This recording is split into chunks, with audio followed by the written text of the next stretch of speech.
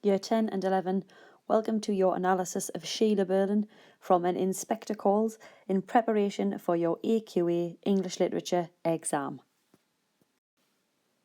Before we analyse Sheila in more depth, it is critical to look at the context of the play. Women in the 1900s. Women were seen as delicate human beings who should be obedient to their husbands and fathers. They were seen as possessions of men, and at this time, women were starting to want more equal rights. Now, the last point there, women were starting to want more equal rights, and the suffragette movement was beginning, is important because when we analyse Sheila, you will see that as the play progresses, she changes. And I do think that that is Priestley symbolising the change in women, the change in women's rights, the change in women's equality, and the change in women's power within society. Nice and simple then. Who is Sheila? She is the daughter of Mr. and Mrs. Birling. She behaves just as you would expect a young, well-brought-up girl in the early years of the 20th century. She's spoilt. She is honest. These are the two big ones. She represents, so does Eric, the younger generation. Priestley saw them as more impressionable. After all, they are the future. She gives the audience hope that their society can improve if people make changes and take responsibility. So the last two bullet points are really important there, so make sure if you are making notes that you get those two things down. Okay? So if we look at some key quotations about Sheila Birling, when we are first introduced to her, we are told that she's very pleased with life and rather excited. And perhaps this is Priestley presenting Sheila as naive at the beginning of the play, because remember, she's upper class, she's been brought up that way.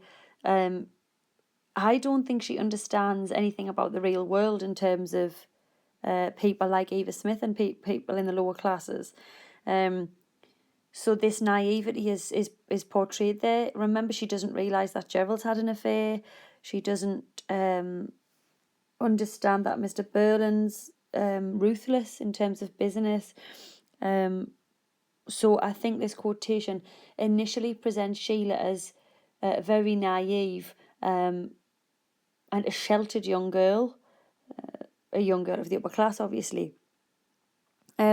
Remember, as the play opens, the Birlings are celebrating the engagement, aren't they, of Sheila and Gerald.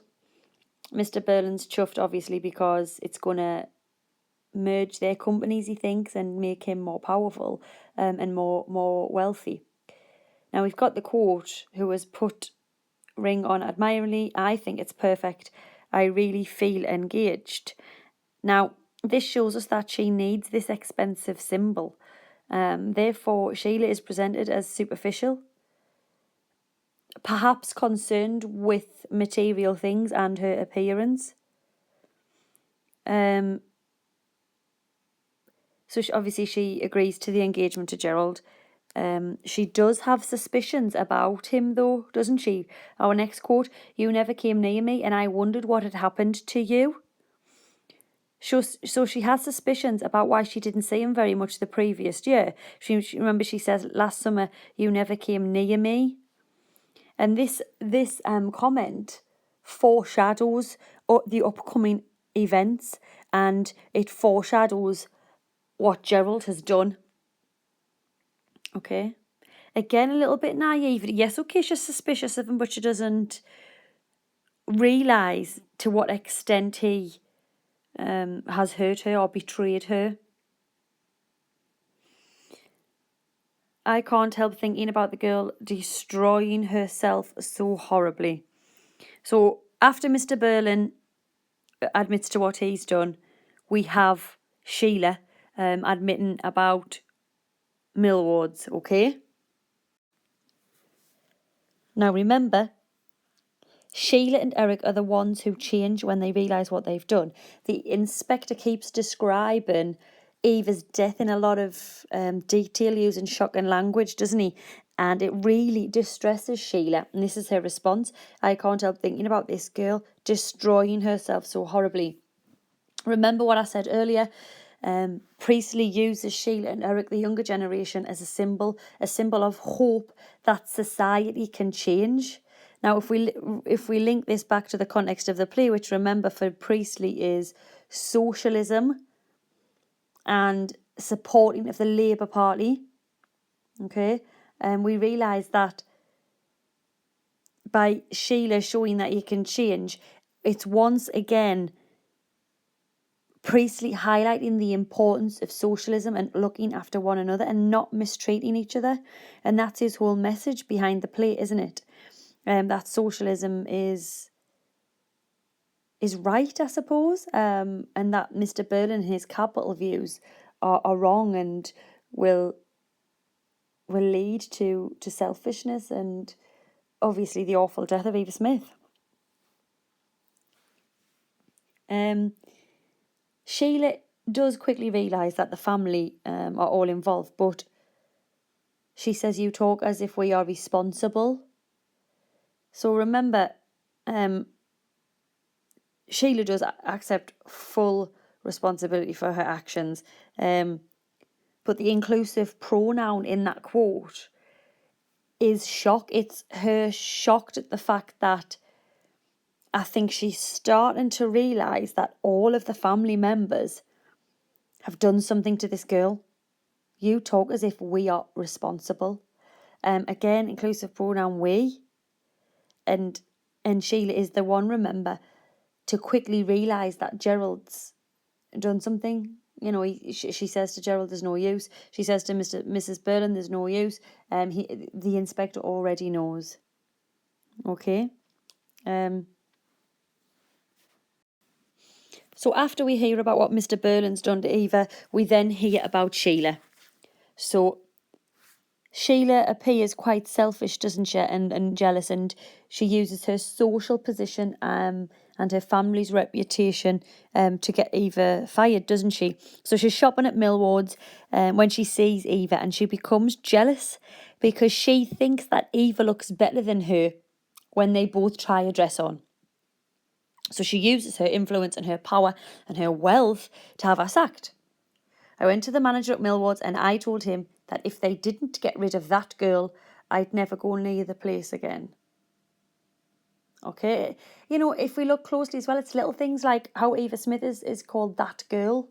It's as if she's easily discarded, as if she doesn't deserve an identity, as if girls of the lower classes weren't worthy. And that's exactly how Mr. Birling and Mrs. Birling treat Eva Smith as cheap labour, to use a quotation.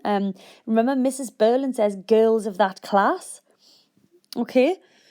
But unlike Mr. Birling, Sheila shows regret and remorse for the way that she acts and the way that she has treated Eva. There's one moment when the stage directions say that she's been crying. And there's a short quote. Now, this is an unseen exam, so you won't have the play. Remembering short quotes like this one, I know I'm to blame, will help. You are allowed to paraphrase quotes, but, you know, that quote there is not difficult to remember, really. So she realises that she shouldn't have done what she's done, and she's ashamed.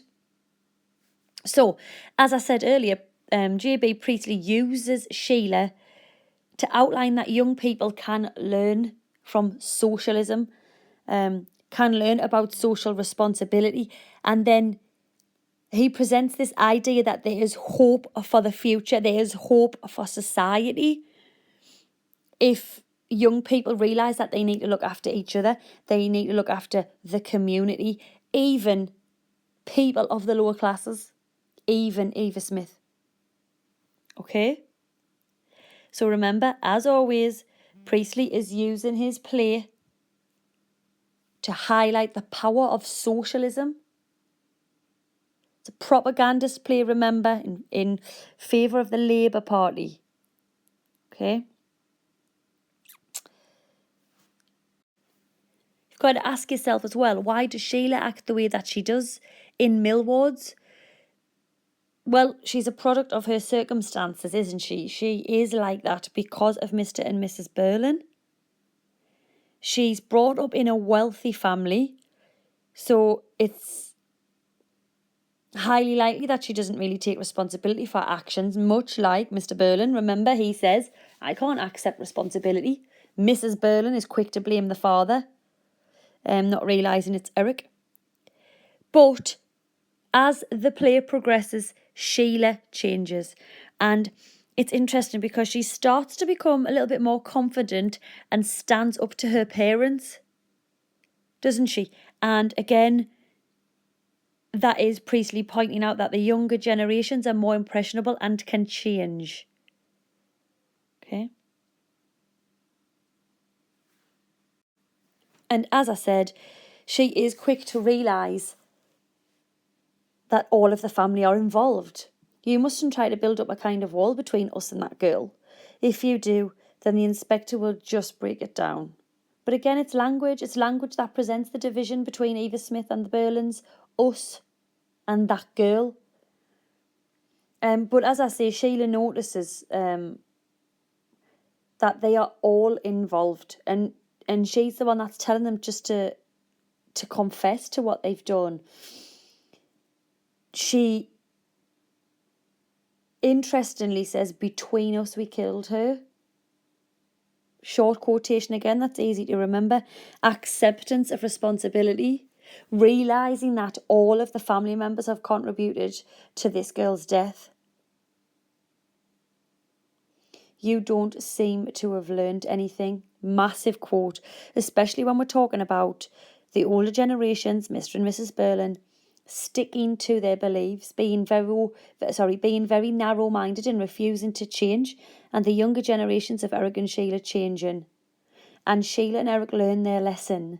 They learn that they are responsible, or they should be responsible for their actions, that they should treat everyone equally, that the lower classes are people.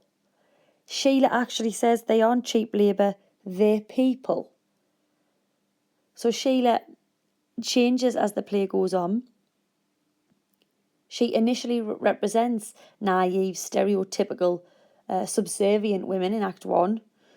But as I say, as the play goes, she changes to become more confident, to become more independent, to stand up to her parents. She learns from the lessons that the inspector tries to teach her. And that is the power of socialism, and that is Priestley's whole point, isn't it?